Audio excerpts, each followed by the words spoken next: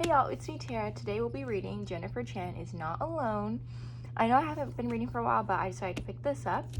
So yeah, the book is Jennifer Chan is Not Alone by Tay Keller.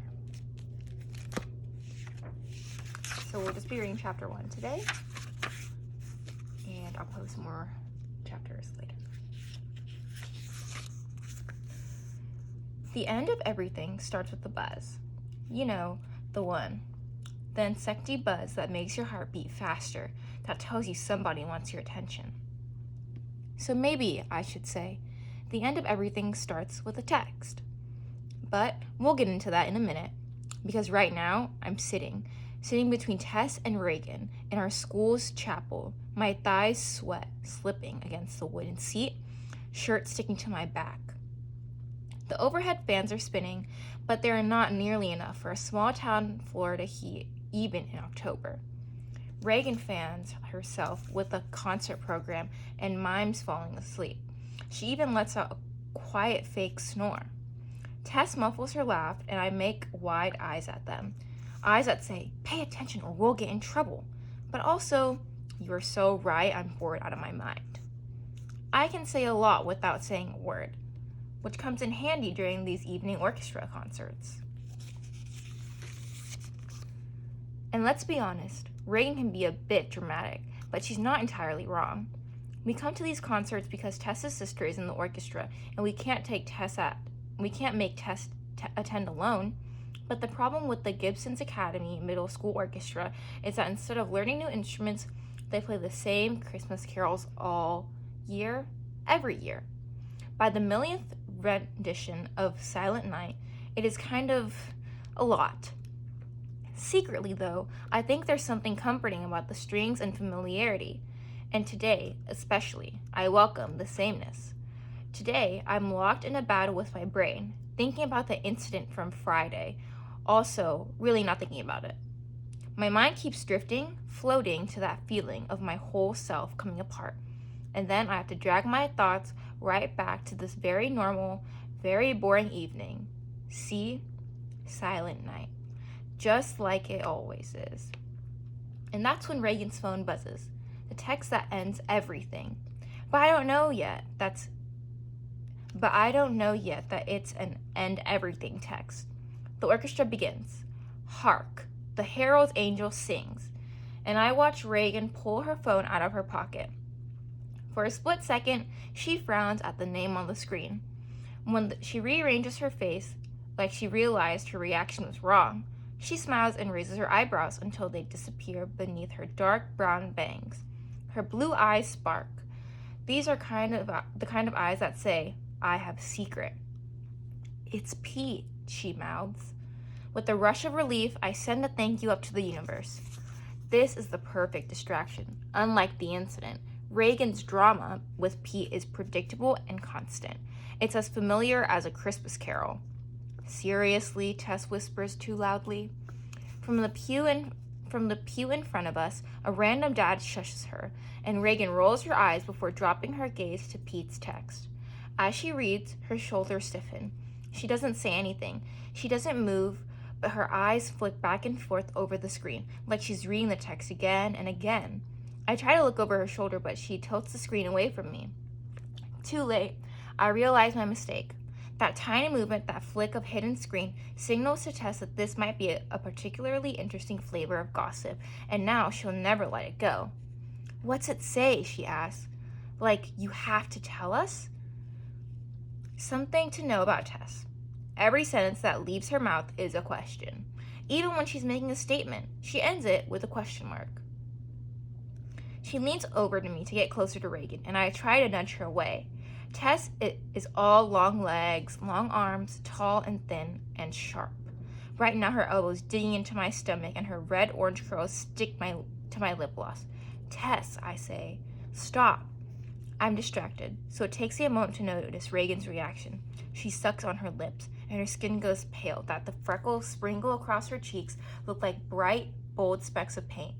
This is an expression I've only seen once before. Only one time in over a year of best friendship. Reagan is scared. My heartbeat leaps in my ears, and I tell it to stop being so dramatic. Maybe you should put the phone away, I tell Reagan. I can't deny that I'm curious, but after last week, I'm not in the mood for anything intense. Maybe don't put your phone away, Tess says, because you have to tell us what's going on. The dad turns to hush us for a second time, but Reagan ignores everyone. She taps back and forth with Pete, until finally she looks up.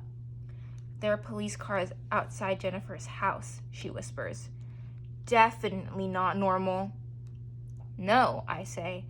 At least I think I say it because I hear myself speak, but I don't actually register the word. I grasp for a reasonable explanation. Do you think the police were just stopping by, or maybe... Do you think Jennifer told the police what we did? Tess interrupts. Like, are they coming for us? I wish Tess would just give this a minute. I wish she would wait a second before jumping to conclusions I can't process.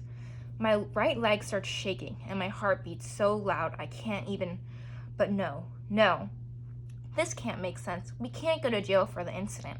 I mean, it wasn't great. It's not my favorite thing to think about.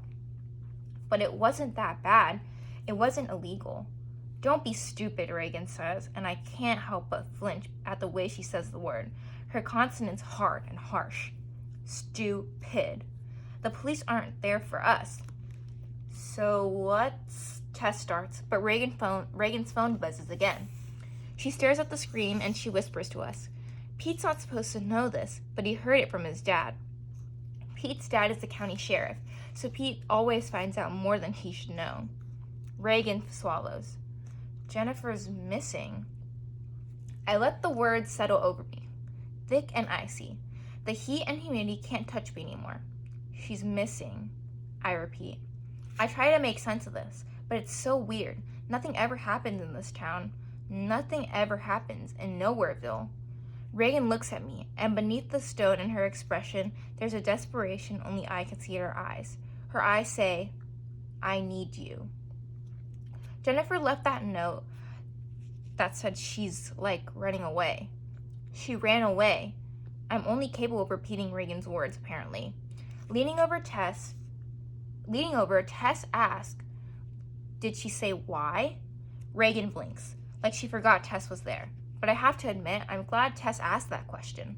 I need to know, too. Reagan shakes her head. Not sure. Pete's dad wouldn't show him the note. Maybe it's not fair, but suddenly I'm red hot mad at Pete. I hate him, seriously. Why would he tell Reagan something like this if he didn't know the whole story? Why would he tell her without that crucial bit of information? Oh my gosh, Tess says. Do you think this is like Jennifer's revenge?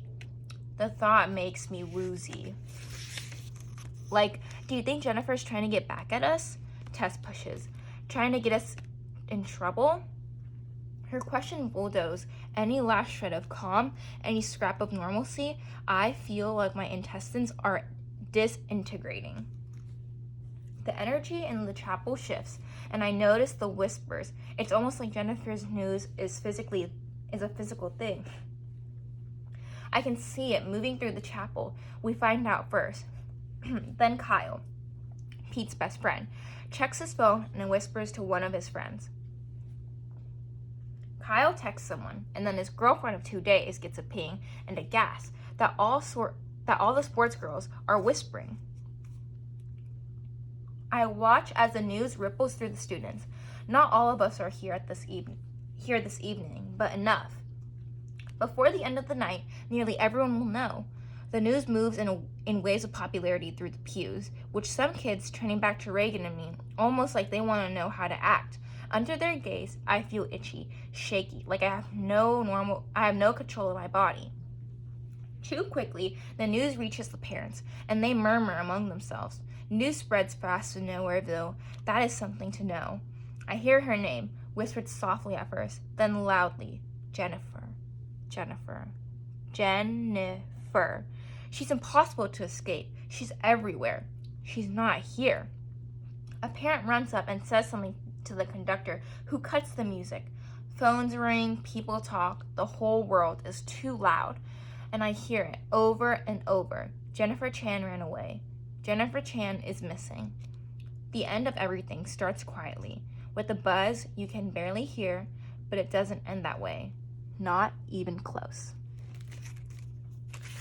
And yeah, that is the end of chapter 1. Thank you guys so much for listening. I hope you guys come back for chapter 2. Bye!